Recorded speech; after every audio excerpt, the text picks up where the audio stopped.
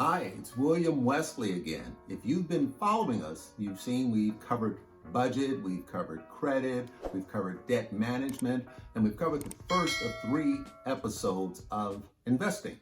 And I gave you a full disclaimer on the last one, and this one, same disclaimer. We're not making formal recommendations. This isn't a customized presentation around your portfolio.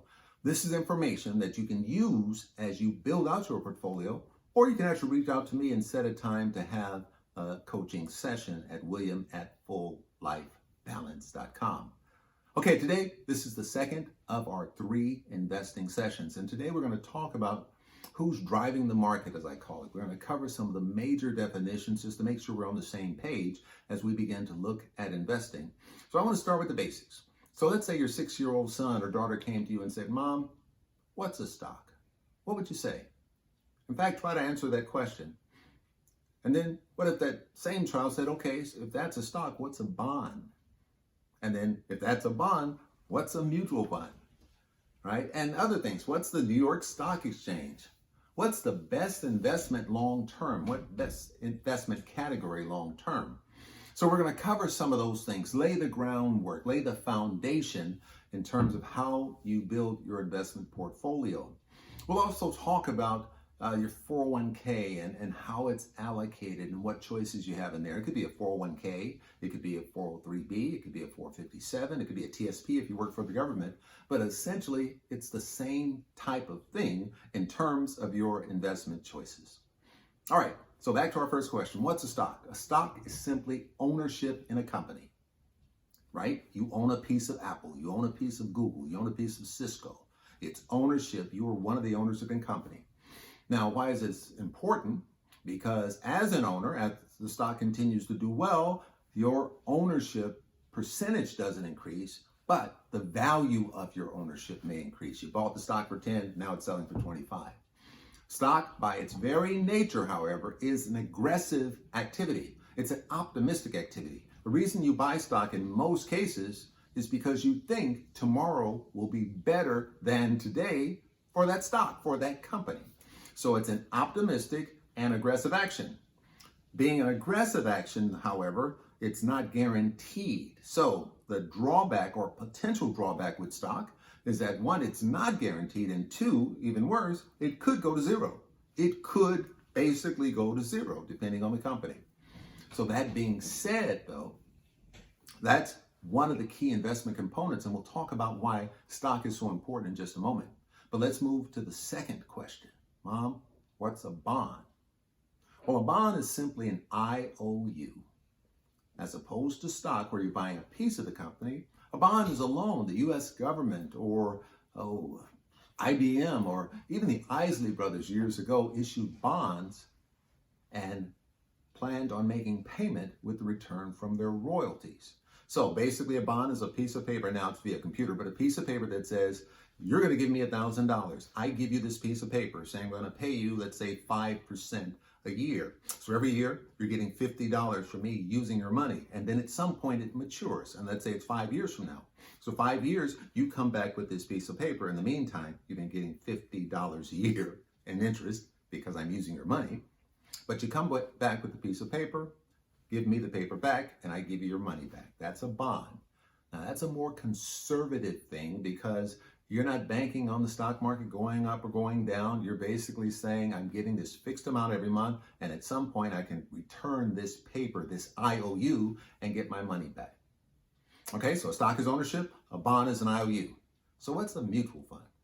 Well, a mutual fund is a collection of investments. It could be stock, it could be bonds, it could be a blended mutual fund, which will have stocks and bonds in them. So in the course of investing, what we found long-term over the last 100 years, what category, when you look at stocks and bonds and real estate, have done the best? Long-term, it's been stock. Second comes real estate. Third comes bonds. So a good portfolio, meaning a collection of investments, will have a number of these things in it. Maybe some stock and some bonds, depending on where you are in terms of your investor profile or your timeline. We'll talk about that in just a moment. But back to a mutual fund. So a mutual fund is a collection of investments. Let's say you and I have a lot of background in a particular thing. Let's say we know tech.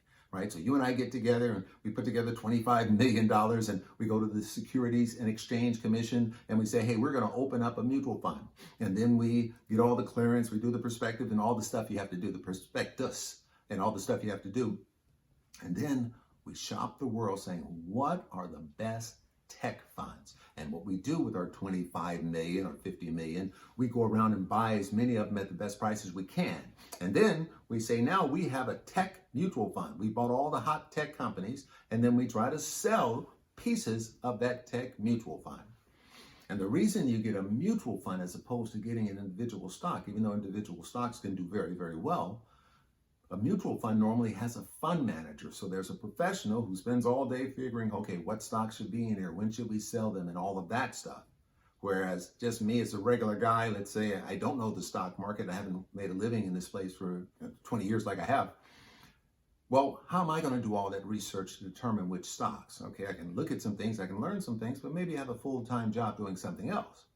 So one of the advantages of a mutual fund is you can take advantage of someone else's professionalism around the stock market. 2, it allows you to be more diversified.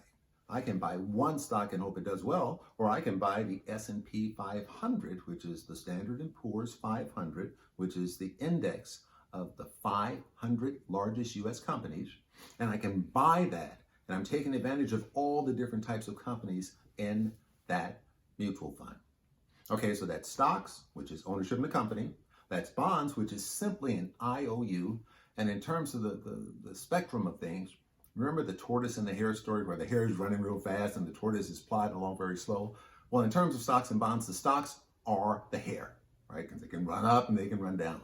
The bonds, that's the tortoise. It's plowing forward, maybe 3, maybe 4%, where a good stock might go up 1,000%. But also a bad stock can drop to 0. Okay, stocks, bonds, and the mutual funds are a collection of investments. So now we have these things, and ideally we want some real estate at some point too. But what we're doing is saying, okay, I am now going to begin to invest. So where do you begin to invest? Well, if you're working, the first and best place to start, in my opinion, is your 401k. Or if you work for a nonprofit, it may be a 403b. Or if you work for the county or the city, it may be a 457. Or if you work for the government, it may be a TSP, a thrift savings plan, but they're all essentially the same. They're government-sponsored or employer-sponsored retirement accounts. And in a private enterprise, most of them have a matching component where you put in 3%, they'll put in 3. Or you put in 5, they'll put in 3% of the first 5, and then 50 cents on a dollar from 3 to 4% or whatever their rhythm is. But they have most companies have some type of plan to offer a type of match. Normally it's around 3%. If you're lucky, you may get 5. I've heard of companies paying 6. But in general, you want to look into that and contribute at least enough to get the guaranteed match. Why? Because they're saying you put $1 down, they'll put $1 down. You can't beat that. That's before it goes into the stock market. So I've got $1 and this guy adds $1. Now I have $2. I've doubled my money. Or I make $50,000. I put $1,500 in and then they put another $1,500. I doubled my money. So I've got to do that. So I put money in my 401k. Normally, companies work with the big investment houses like Fidelity and Schwab and Vanguard, and those guys manage the 401k accounts. And while we're here, let me just spend a moment and describe your 401k. Here's how it works. Now, by the way, there are 15,000 mutual funds in the marketplace. If you had 15,000 choices in your 401k, you probably wouldn't make a choice. It's too much to look at, too much to do.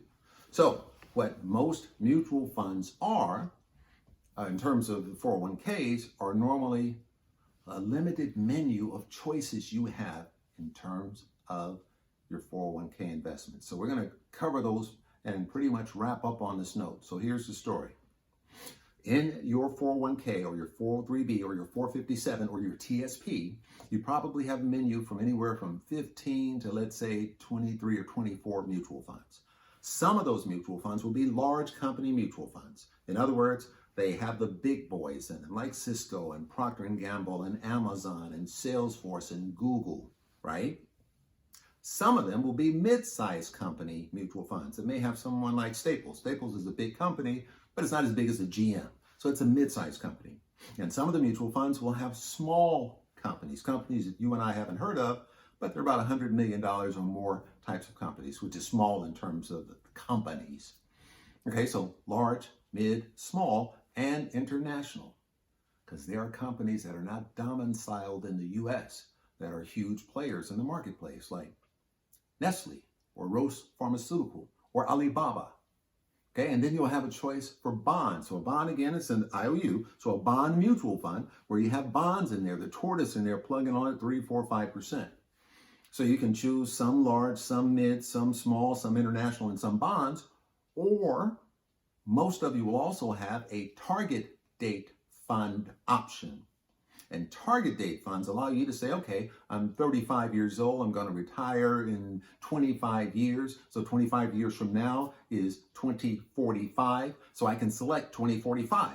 And then there's an algorithm or a genie built into the mutual fund that will say, okay, I know Joe has 25 years before he retires. I'm going to look through the menu of mutual funds inside of his 401k, and I'm going to set certain percentages. I'm going to give him some large companies, some mid, some small, and some bonds. And since I know it's going to be 25 years before he retires, and I know long-term, I being the genie or the algorithm, I know long-term the stock market tends to go up. And Joe has 25 years, so we're going to start Joe off maybe at 90%, maybe 85% stock funds from the menu, right?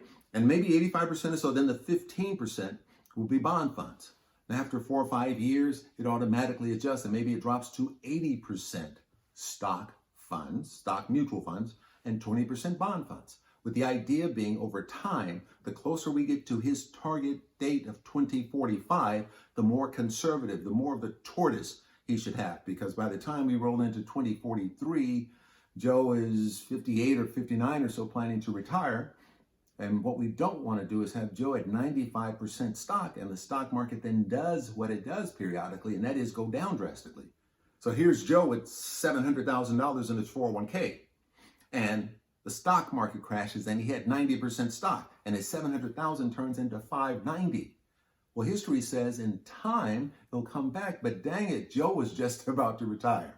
So the genie in the target date fund automatically allocates based on length of time, the concept called asset allocation, what percentage of stock funds versus bond funds, but also this concept called diversification, which means inside of the stock funds, how much will I have in stock, large company stock funds, and how much will I have in mid-sized company stock funds, and how much will I have in small-size company stock funds.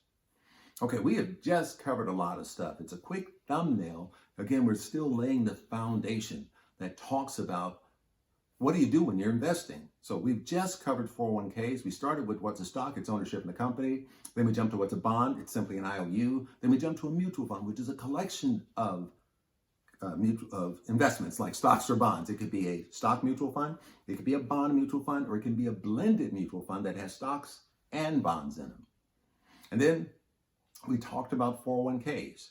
Now, we didn't talk about the tax ramifications of 401ks. We're saving that for, or actually we did it on a prior video. So we'll talk about that perhaps again in the second video, the third video in this series, because we think that's really important to distinguish between a Roth and a traditional 401k, just like a Roth and a traditional IRA. But for this discussion, we're getting to the end of our time, so we just wanted to summarize with those key points. One other thing, the fact that you can put money in this formula, that is, I can put money, they've already pre-selected the menu, so I don't have to go out and do all the shopping about the menu. Often companies also match, and it comes out of payroll deduction. It is one of those things, why wouldn't you do that? It is the foundation of most folks' basic investment plans. In the next video, we'll talk more about, okay, I've got that rolling, I've got that rolling, I've got that rolling. We'll tie it all together. I've got my budget rolling. I'm doing the right things in terms of my credit. My debt management is okay. I'm investing in my company-sponsored retirement plan. What do I do now? What's the next step? So we'll spend some time in that space. So again, I've been William Wesley, and we invite you, if this makes sense to you, if you enjoyed it, if you learned something, we'd like you to like it. And if you like it, also subscribe. And if you subscribe, be sure to share it with your friends and family. And as always, we hope that you be well, work smart, have fun, and live better every day.